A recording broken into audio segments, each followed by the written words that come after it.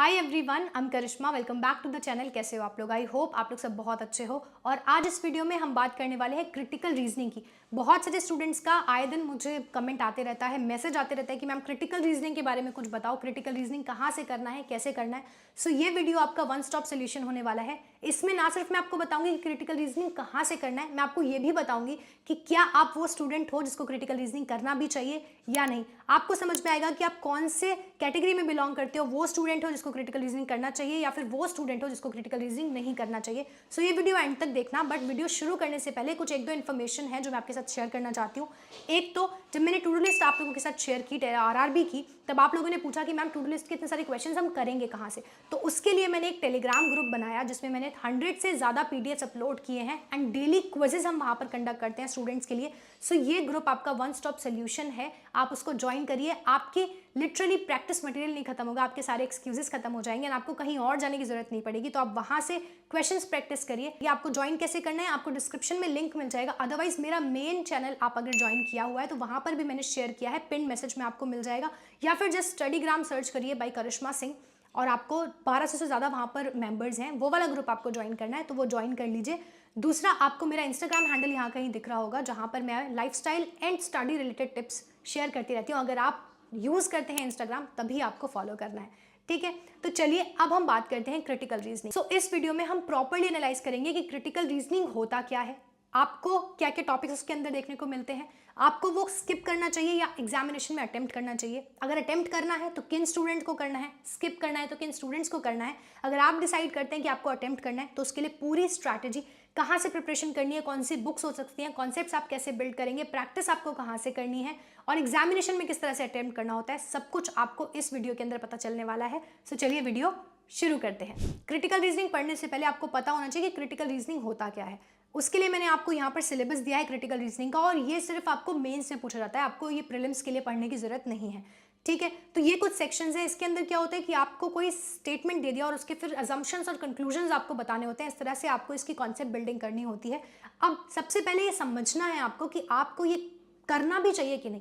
Mains examination में, हर mains में, चाहे वो आईबीपीएस हो, एसबीआई हो या आरआरबी हो, हर मेंस एग्जामिनेशन में, बैंकिंग में, इनफैक्ट इंश्योरेंस के अंदर भी ये एटलीस्ट 10 नंबर का पूछा जाता है। तो आप समझ सकते हैं कि 10 नंबर मेंस में कितने ज़्यादा इंपॉर्टेंस रखते हैं। बहुत सारे ऐसे स्टूडेंट्स होते हैं जो कट ऑफ तक नहीं क्लियर कर पाते मेंस एग्जामिनेशंस में, एंड बहुत से स्टूडेंट्स के सिर्फ 7-8 नंबर आ रहे होते हैं। तो 10 नंबर का वेटेज आप यहाँ पर जान सकते हैं। लेकिन क्या हर कोई इस सेक्शन को अटेम्प्ट करके इसमें मार्क्स अटेन कर सकता है? ये चीज़ हमें समझनी पड़ेगी अपने बारे में, और चलिए ये मैं आपको समझाने की कोशिश करती हूँ। देखिए, इस सेक्शन को अगर आपको अटेम्प्ट करना है ना, तो एक चीज़ तो ज़रूरी है कि आपकी इंग्लिश अच्छी होनी चाहिए। अब मैं ये नहीं कह रही कि जिन लोगों की इंग्लिश अच्छी नहीं है वो नहीं अटेम्प्ट कर सकते हैं, लेकिन मैं ऐसा क्यों बोल रही हूँ, क्योंकि ये क्वेश्चंस होते हैं बहुत बड़े बड़े इंग्लिश के अंदर लिखे हुए होते हैं, ठीक है। कभी कभी होता है बहुत कॉम्प्लिकेटेड इंग्लिश होती है, एंड अगर जब तक आपको ये क्वेश्चन समझ में नहीं आएगा तब तक आप ये क्वेश्चन बना नहीं पाएंगे। इसीलिए बहुत ज़रूरी है कि आपकी इंग्लिश अच्छी हो एंड इंग्लिश में कॉम्प्रिहेंशन आपका अच्छा हो। अगर आप इंग्लिश पढ़कर समझ पा रहे हैं तो आप इन क्वेश्चंस को काफी इजीली कर पाएंगे। मैं आपको अपने एग्जांपल से समझाती हूँ कि मैंने क्यों डिसाइड किया कि मुझे क्रिटिकल रीजनिंग करना है। जब मैं ये क्वेश्चंस पढ़ती थी तो मुझे समझ तो आते थे, लेकिन मेरे आंसर्स गलत होते थे। इसका मतलब ये था कि मुझे कॉन्सेप्ट्स नहीं पता है, मैं अपना लॉजिक यूज कर रही हूँ, जबकि उन एग्जामिनेशंस के क्वेश्चंस पे अपना लॉजिक नहीं यूज करना है हमें, बट मुझे समझ आ रहे हैं एटलीस्ट ये क्वेश्चन बोलना क्या चाहता है। वहीं जब मैं क्वांट करती थी तो क्वांट में मेरे क्वांट इतना अच्छा नहीं था कि जितना और लोग उस क्वांट में अच्छा कर पाएंगे, शायद मैं उतना बेटर नहीं कर पाऊंगी मेंस में। ये चीज मुझे समझ आ गई थी। इसीलिए जो मेरी स्ट्रैटेजी थी वो थी इंग्लिश में बहुत अच्छा स्कोर करना एंड क्रिटिकल रीजनिंग में अच्छा स्कोर करना। तो यहाँ पर जितना अच्छा मैं स्कोर कर लूंगी वहां से वो चीज बैलेंस आउट हो जाएगी जो मैं क्वांट में अचीव नहीं कर पाई हूँ। एंड ये स्ट्रैटेजी आपको समझनी पड़ेगी बैलेंसिंग आउट की। अगर आपको ये समझ में आ गया तो आपका कोई भी मेंस नहीं रुकने वाला है। मैं बीइंग एन एवरेज स्टूडेंट, मेरा कोई भी मेंस नहीं रुका जब तक मुझे ये समझ में आ गया कि बैलेंसिंग आउट कैसे होती है। अगर मेरा एक सेक्शन खराब है तो मुझे दूसरे सेक्शन में उतना अच्छा करना पड़ेगा ताकि बाकी और लोग जो उस सेक्शन में अच्छा कर रहे हैं मैं उसको बैलेंस आउट कर पाऊं। एंड इसीलिए मैंने क्रिटिकल रीजनिंग डिसाइड किया करने का। अब आप में से मैं कुछ एग्जांपल देती हूँ। दो तरह के स्टूडेंट्स होते हैं हमारे पास, एक जिनकी इंग्लिश अच्छी नहीं है। आप मान लीजिए आप हिंदी मीडियम से आए हैं। अब मैं ये नहीं कह रही कि हिंदी मीडियम वाले स्टूडेंट्स की इंग्लिश अच्छी नहीं हो सकती है या अच्छी नहीं होगी या वो क्रिटिकल रीजनिंग नहीं करें, बट आप समझने की कोशिश करिए कि आपकी इंग्लिश बहुत अच्छी नहीं है। आप जब इंग्लिश पढ़ते हैं तो इतना बेटर तरीके से कॉम्प्रिहेंड नहीं कर पाते, तो आपके लिए क्रिटिकल रीजनिंग करना थोड़ा मुश्किल रहेगा। वहीं एक ऐसा स्टूडेंट है जिसको इंग्लिश समझ में आती है, अगर उसने कॉन्सेप्ट थोड़ा सा क्लियर कर लिया तो उसके लिए थोड़ा इजी हो जाएगा करना। तो आपको क्या करना है कि आप बाकी और सेक्शंस में ज्यादा मेहनत कर सकते हैं। मान लीजिए आपका क्वांट स्ट्रांग है तो आप उसको और अच्छा करिए। आप डीआईस के अंदर, लॉजिकल डीआईस के अंदर एंड अरिथमेटिक के अंदर बहुत ज़्यादा अच्छा करने की कोशिश करिए। आप रीजनिंग के अदर सेक्शंस हैं जो कि पजल्स हैं, मिसलेनियस है, उसमें इतना अच्छा करिए कि आपको क्रिटिकल रीजनिंग करने की जरूरत ही ना पड़े। तो आपको अपना क्रिटिकल रीजनिंग में टाइम वेस्ट ही नहीं करना है। आप जब क्वेश्चन, एक दो क्वेश्चन आप लगा कर देखिए, आप थोड़ी बहुत एक दो क्लासेस पढ़िए और ठीक है आप क्वेश्चंस लगा कर देखिए। अगर आपको क्वेश्चन पढ़ के समझ ही नहीं आ रहा वो क्या बोलता है, तो उसमें फिर आपको अपना क्रिटिकल रीजनिंग में टाइम वेस्ट नहीं करना है एंड आपको और सेक्शंस पे ज़्यादा मेहनत करनी है। आप इंग्लिश पे ज़्यादा मेहनत करिए, आप क्वांट पे ज़्यादा मेहनत करिए, रीजनिंग के और सेक्शंस पर ज़्यादा मेहनत करिए, जीए पर ज़्यादा मेहनत करिए। क्रिटिकल रीजनिंग को आप भूल जाइए। लेकिन अगर आप वो स्टूडेंट हैं जो आप क्वेश्चन पढ़ रहे हैं तो आपको समझ में आ रहा है लेकिन आंसर्स अभी नहीं आ रहे हैं, तो अब मैं आपको बताऊंगी कि आपको क्रिटिकल रीजनिंग करनी कैसे। अब तक आपको समझ में आ गया होगा कि आपको क्रिटिकल रीजनिंग स्किप करनी है या अटेम्प्ट करनी है। अगर आपको क्रिटिकल रीजनिंग स्किप करनी है तो आप इस वीडियो को यहाँ पर छोड़कर जा सकते हैं, लेकिन अगर आपको फिर भी ऐसा लगता है कि एक बार मुझे अटेम्प्ट जरूर करके देखना है तो आप स्ट्रैटेजी आगे देख सकते हैं। तो अब मैं बताती हूँ आपको क्रिटिकल रीजनिंग अटेम्प्ट कहाँ से करना है। सबसे पहली बात तो आपको क्रिटिकल रीजनिंग अटेम्प्ट करने के लिए कॉन्सेप्ट बिल्डिंग करनी पड़ेगी। वो मैं क्यों बोल रही हूँ, ये कुछ ना कुछ थोड़ा बहुत सिमिलर है आपके सिलोजिज्म की तरह। आप देखो जब सिलोजिज्म में बोला जाता है कि सम रेड आर ब्लू, तो क्या ये पॉसिबल है कि कुछ रेड ब्लू हो सकते हैं, लेकिन हम मानते हैं कि जो भी एग्जामिनर ने बोला है वो सच है। किसी एक पैरेलल यूनिवर्स में कुछ ब्लू ग्रीन हो सकते हैं। दूसरा, कोई सर्कल है वो स्क्वायर है, वो पॉसिबल नहीं है बट हम मानते हैं कि सम सर्कल्स आर स्क्वायर। इसी तरह से आपको क्रिटिकल रीजनिंग में जो भी आपको क्वेश्चन बोलता है, बिना किसी लॉजिक के आपको मानना होता है कि आपका जो स्टेटमेंट है वो बिल्कुल सही है। ठीक है, तो एक चीज तो आपको सबसे पहली चीज ये याद रखनी है। दूसरा, आपको कॉन्सेप्ट बिल्डिंग करनी है ये, और उसके लिए बेस्ट सोर्स है यूट्यूब। यूट्यूब पे किसी भी एक टीचर की आप कॉन्सेप्ट बिल्डिंग की क्लासेस देख लीजिए, जिसमें वो आपको समझाएंगे कि ये टॉपिक जो है ये होता क्या है, अजम्पशंस क्या होते हैं, स्टेटमेंट्स क्या होते हैं, कंक्लूजन क्या होते हैं, आपको किस तरह से समझना होता है। एक दो क्वेश्चंस वहां से उनके करिए और पहले अपनी कॉन्सेप्ट बिल्डिंग करिए। दूसरा, अगर आप बुक्स से करना चाहते हैं तो मैंने अभी लेटेस्ट वीडियो में बुक रिकमेंडेशंस भी आपको दिए थे। वहां पर मैंने एक बुक बताई थी आपको, MK पांडे नाम की। बहुत ईजी टू अंडरस्टैंड बुक है, बहुत सिंपल इंग्लिश के अंदर लिखी हुई है, कोई भी उसको पढ़ सकता है और समझ सकता है। मैंने खुद वो बुक 3 से 4 बार पढ़ी थी एंड ना सिर्फ IBPS PO में, SBI PO में भी एग्जैक्ट सेम क्वेश्चंस मेंस में वहां से उठकर आए थे।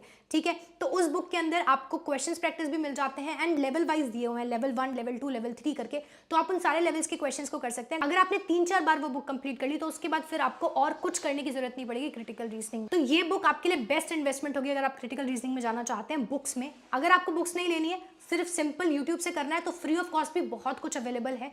जब आपने एक बार अपनी कॉन्सेप्ट बिल्डिंग कर ली, उसके बाद आपको क्वेश्चंस प्रैक्टिस करने हैं, और वो आपको कहाँ से करने हैं, आप सर्च करिए यूट्यूब पर CAT level playlist for critical reasoning and आपको बहुत सारी कैट लेवल की प्लेलिस्ट मिल जाएगी। आप कोई भी चैनल से वो प्लेलिस्ट पूरी सॉल्व करिए, 2-3 बार उन क्वेश्चंस को सॉल्व करिए एंड जब आप मॉक टेस्ट लगाएंगे तब आपको उन मॉक टेस्ट के अंदर भी क्वेश्चन सॉल्व करना है, आपको देखना है कि आपकी एक्यूरेसी क्या आ रही है।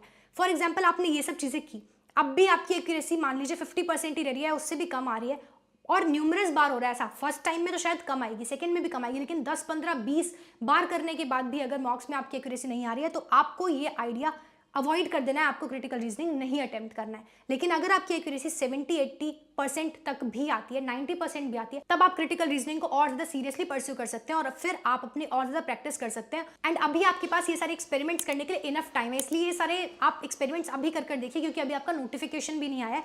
अभी से शुरू कर दीजिए एंड फिर जब आपका प्रीलिम्स हो जाएगा, मेंस होगा, तो आपको सिर्फ क्वेश्चंस प्रैक्टिस करनी है। एंड इतने नंबर ऑफ क्वेश्चंस यूट्यूब पर अवेलेबल हैं कि आप लिटरली, आपका एग्जामिनेशन नजदीक आ जाएगा, आपका एग्जामिनेशन हो जाएगा पर आपके जो क्वेश्चंस है वो नहीं खत्म होंगे। तो आपको क्वेश्चंस के लिए वरी करने की जरूरत नहीं है। अगर आपको वो प्लेलिस्ट नहीं मिलेगी तो मैं आपको डिस्क्रिप्शन में प्लेलिस्ट 1-2 दे दूंगी, आप वहां से वो प्लेलिस्ट भी देखना। फॉर स्टार्टर्स आप शुरू कर सकते हैं, लेकिन उससे पहले आपको कॉन्सेप्ट बिल्डिंग करनी है। चाहे तो जो मैंने बुक बताई है आपको उस बुक से करिए, या फिर यूट्यूब पर किसी भी एक टीचर को फॉलो करके पहले कॉन्सेप्ट क्लियर कर लीजिए अपने। अब मान लीजिए कि आपने ये सब चीजें भी कर ली, तो क्या अब आप रेडी हैं? जैसे मैंने आपको बताया कि अगर आपकी एक्यूरेसी 50 या उससे कम आ रही है तो फिर तो आपको ये क्वेश्चंस छोड़ देना है, ये एक्सपेरिमेंट छोड़ देना है और आपको अपने और सेक्शंस पे ध्यान देने की जरूरत है। लेकिन अगर आप अच्छा स्कोर कर रहे हैं और बार बार आप सस्टेनेबली 80-90% इसके अंदर एक्यूरेसी में अटेन कर रहे हो, तब आप रेडी हो एंड आपको ये क्वेश्चन अब एग्जामिनेशन में अटेम्प्ट करने हैं। लेकिन मान लीजिए आप एग्जामिनेशन में जाते हैं, एग्जामिनेशन बहुत ईजी आया है, ठीक है, इतना ईजी है कि आप बाकी जो मिसलेनियस क्वेश्चंस हैं उनको ज़्यादा अच्छे से कर सकते हैं। मिसलेनियस जब आप करेंगे, जब आप पजल्स करेंगे ना, तो चांसेस है कि वो 100% एक्यूरेसी के साथ सही होंगी। क्रिटिकल रीजनिंग में फिर भी हमेशा ये ऑप्शन बना रहता है कि 80-90% आपकी एक्यूरेसी है, लेकिन 10-20% आपका वो नेगेटिव भी हो सकता है। एंड अगर आप नेगेटिव करते हैं तो जो नेगेटिव हो रहा है वो तो गलत हो ही रहा है, साथ में 1/4 पॉजिटिव का भी वो मार्क लेकर जाता है। ठीक है, तो आपको ये चीज़ भी वहाँ पर ऑन द स्पॉट अपने एग्जामिनेशन में देखनी होती है कि आपको राइट डिसीजन लेना होता है। मेंस में आपके पास सफिशिएंट टाइम होता है, आपको सही क्वेश्चन पिक करने हैं। तो आप अब जब अपना सेक्शन एनालाइज करेंगे आपको पता चल जाएगा कि क्या क्वेश्चन पेपर ईजी आया है, अगर सेक्शन आपका ईजी आया है तो फिर आपको क्रिटिकल रीजनिंग करना ही नहीं है, क्योंकि आपको 100% एक्यूरेसी मेंटेन करनी है, ठीक है। लेकिन अगर बहुत बार ऐसा होता है कि क्वेश्चन इतने डिफिकल्ट आ गए कि आपसे मिसलिनियस भी नहीं बन रहे, पजल्स भी इतनी मुश्किल आ गई हैं, कुछ बनाने लायक नहीं है, तब आपको क्रिटिकल रीजनिंग करना है। एंड ये आपको एक अपर हैंड देगा बाकी उन्हीं सारे स्टूडेंट्स से जिन्होंने क्रिटिकल रीजनिंग नहीं पढ़ा था, उन्होंने अटेम्प्ट नहीं किया, क्योंकि उनके लिए तो पजल्स भी मुश्किल आ गई, उनके लिए मिसलिनियस भी मुश्किल आ गया। लेकिन आप क्रिटिकल रीजनिंग करोगे तो चांसेस है कि 70-80% तो आपका सही हो जाएगा, एंड वो चीज आपको एग्जामिनेशन क्लियर कराने में बहुत हेल्प करेगी। सो ये सारे तरीके हैं कि आप क्रिटिकल रीजनिंग करना भी है कि नहीं करना, अगर करना है तो कहाँ से करना है, सारे सोर्सेज मैंने आपको बताया। और अगर आपने फिर भी प्रिपेयर भी कर लिया तब भी आपको एग्जाम में अटेम्प्ट करनी है कि नहीं, वो सब चीजें मैंने आपको बताई हैं। आई होप कि सारी चीजें क्लियर होंगी एंड आपको काफी अच्छे से समझ आ गया होगा कि क्रिटिकल रीजनिंग कितनी जरूरी है, क्या वेटेज रहता है एंड आपको अटेम्प्ट करनी है कि नहीं एग्जामिनेशन में। फिर भी अगर आपके कोई डाउट रह गया तो मुझे कमेंट्स कर सकते हो, और अगर आप पहली बार इस चैनल पर आए हो तो बहुत सारी अमेजिंग वीडियोस इसी तरह की अवेलेबल हैं ऑलरेडी चैनल पर, आप देखिए। और भी अमेजिंग कंटेंट मैं आपके लिए अपलोड करती रहूंगी, तो सब्सक्राइब जरूर कर लेना, अपने फ्रेंड्स के साथ शेयर करो, मुझे भी मोटिवेशन मिलती है। एंड सपोर्ट बनाए रखो अपना, कमेंट करो, ठीक है। और टेलीग्राम जरूर ज्वाइन कर लो, जो मैंने आपको बताया आपके लिए बेस्ट सोल्यूशन है वो आपकी प्रैक्टिस के लिए। एंड मैं आपसे मिलूंगी अदर इन्फॉर्मेटिव वीडियोस में। आपको कोई रिकमेंडेशंस अगर देनी है वीडियोस के लिए तो आप कमेंट कर सकते हो। चलो ठीक है, ध्यान रखो अपना, पढ़ते रहो एंड बाय बाय।